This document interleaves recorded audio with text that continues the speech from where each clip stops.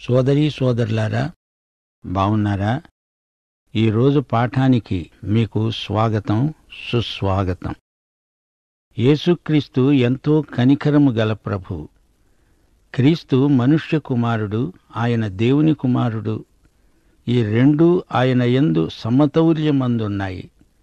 యేసు యొక్క సౌశీల్యము ఎంతైనా అందమైనది. దైవశీలం, మానవశీలం ఆయనలో రెండూ ప్రత్యేకంగా కనిపిస్తాయి. ఆయన దైవలక్షణం పాపిని పరిశుద్ధ దేవుని వద్దకు తెచ్చింది. ఆయన మహాపరిశుద్ధుడు, మానవులు పాపులు. మానవత పాపము చేత నశించింది. మానవుడు పాపఫలితంగా దేవునికి దూరమైపోయాడు. అలాంటి మానవుని కష్టనష్టాలను ఆయన మానవుడై వచ్చినందున వ్యక్తిగతంగా పంచుకోగలిగాడు. శ్రోతలు, మనం ప్రభువుకు నమ్మకంగా ఉండి మనస్ఫూర్తిగా పనిచేయాలి. పని వల్ల వచ్చే పారితోషికం కోసం కాదు, మనము నమ్మకమైన పనివారిమి. మనం జీవితకాలమంతా విద్యార్థులమే.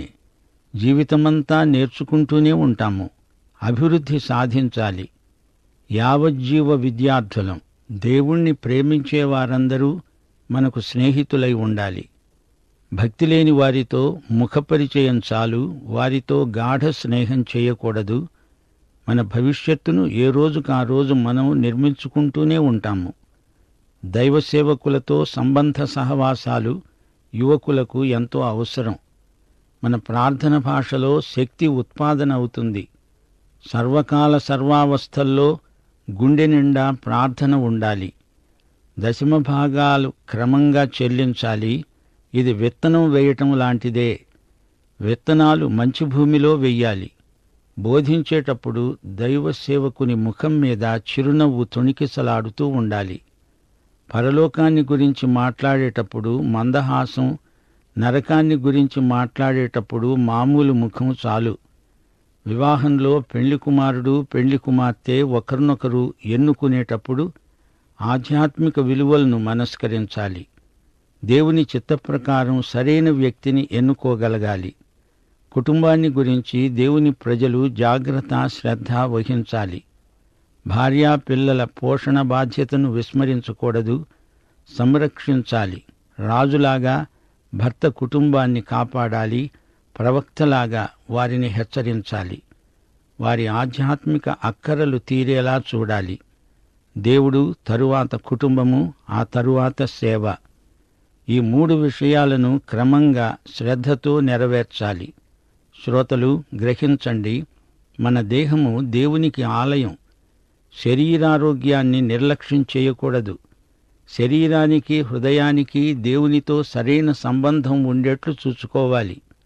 నీ భోజనపు అలవాట్లు, శరీర వ్యాయామం క్రమబద్ధమై ఉండాలి. లేకపోతే శరీరం జబ్బుపడిందని దేవుణ్ణి నిందించే పరిస్థితి రావచ్చు. నీకు ఇష్టమైన పని చేయాలి అంటే అర్థం దేవుడు చేయమన్న పని ఎంత కఠినమైనదైనా చెయ్యాలి, సణక్కూడదు. ప్రతి ఎలీషాకు ఒక ఏలీయా ఉండాలి. ప్రతి తిమోతికి ఒక పౌలు ఉండి తీరాలి. ప్రతి విషయంలో బాధ్యత నెరిగి విశ్వసనీయులమై ఉండాలి. 101 కీర్తన 2వ వచనం, నిర్దోష మార్గమందు వివేకముతో ప్రవర్తించాలి.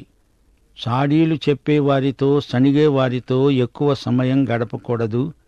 101 కీర్తన 7వ వచనం, మోసము చేసేవారు నీ ఇంట్లో ఎవరూ ఉండకూడదు. అబద్ధములాడేవాడు నీ కన్నుల ఎదుట నిలవడు. ఇదే దావీదు సాక్ష్యం. మత్తయి సువార్త 18వ అధ్యాయం 7వ వచనంలో ప్రభువు అన్నాడు, అభ్యంతరముల వలన లోకానికి శ్రమ.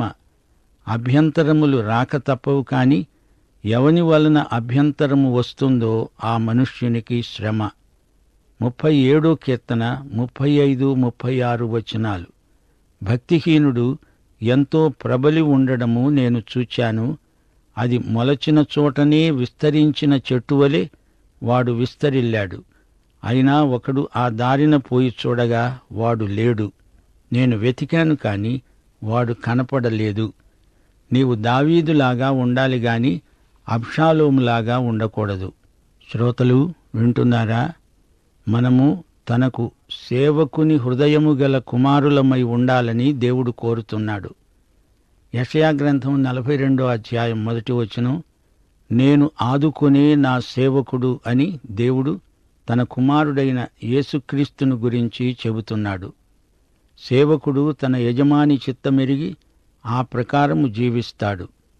యజమాని మరొకరికి దయా అభిమానం చూపితే అసూయపడవద్దు, అంకిత భావంతో సేవ చెయ్యాలి. నీ శ్రేయోభిలాషి అయిన అనుభవజ్ఞుడైన విశ్వాసి ఒకరు నీకుండాలి.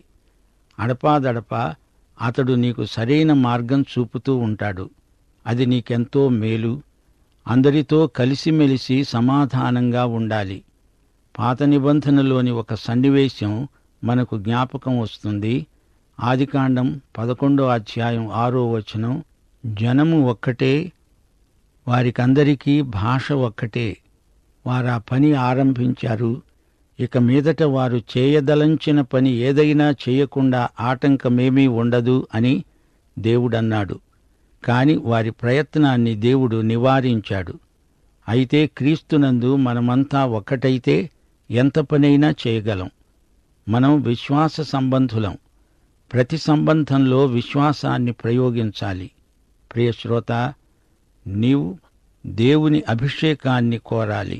నిర్గమకాండం 34వ అధ్యాయం 29వ వచనం, మోషేపై దేవుని అభిషేకమున్నది, అతని ముఖచర్మం ప్రకాశించింది. యెషయా 10వ అధ్యాయం 27వ వచనం, నీ మెడమీది కాడిని బరువును విరగ్గొట్టే అభిషేకం. దేవుని అభిషేక తైలం మన ద్వారా పారాలి, ప్రవహించాలి. గలతీ పత్రిక 6వ అధ్యాయం 9వ వచనాన్ని హృదయాలపై ముద్రించుకుందాము. మనము మేలు చేయుట యందు విసుకకుండా ఉందాము. మనము అలయక మేలు చేస్తే తగిన కాలమందు పంట కోస్తాము, గెలుస్తాము. మనం విజేతలం. దీర్ఘశాంతం కలిగి పోరాడుదాము. అంతిమ విజయం మనదే. అలసిపోవద్దు, నిరుత్సాహపడవద్దు. దేవుని వాగ్దానాలపై దృష్టి నిలుపు. విత్తనం వేశాము, అది మొలవకుండా ఎవరూ అడ్డుకోలేరు, ఎవరూ ఆపలేరు. హెబ్రీ పత్రిక 12వ అధ్యాయం 2వ వచనం ఏమంటోంది? యేసు తన ఎదట ఉంచబడిన ఆనందము కొరకై అవమానమును నిర్లక్ష్యపెట్టి శిలువను సహించి దేవుని సింహాసనము యొక్క కుడిపార్శ్వమున ఆసీనుడై ఉన్నాడు. కలగబోయే ఆనందం దృష్ట్యా శ్రమలను సహించగలం. నెహెమ్యా 8వ అధ్యాయం 10వ వచనం, యెహోవాయందు ఆనందించడం వలన మీరు బలమొందుతారు. ఆరాధనలో ఆనందమున్నది. దేవుని వాక్యం హృదయంలో ఉంటే అక్కడే స్తుతి ఉంది. శ్రోతలు రండి, ప్రార్థన చేసుకుందాము. కృపాసత్య సంపూర్ణుడా, మా పరమతండ్రి, నీకు మా హృదయపూర్వకమైన కృతజ్ఞతాస్తుతులు సమర్పించుకుంటున్నాము. సర్వశక్తిమంతుడవైన దేవా, నీ సన్నిధికి, నీ పిలుపునకు మమ్ములను యోగ్యులనుగా చేసినందుకు నీకు కృతజ్ఞులం. మా మనస్సులను నూతనపరచు ప్రభు. విరిగి నలిగిన మనస్సే నీకిష్టమైన బలులు. మా భక్తిని అర్థవంతం చెయ్యండి దేవా.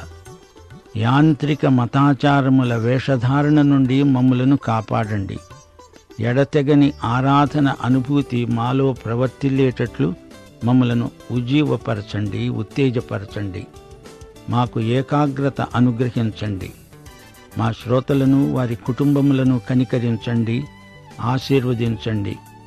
కుటుంబాలలో నీ చిత్తము సంపూర్ణముగా నెరవేరాలని ప్రార్థిస్తున్నాము. స్థానిక సంఘాల ఉజ్జీవము కొరకై ప్రార్థిస్తున్నాము.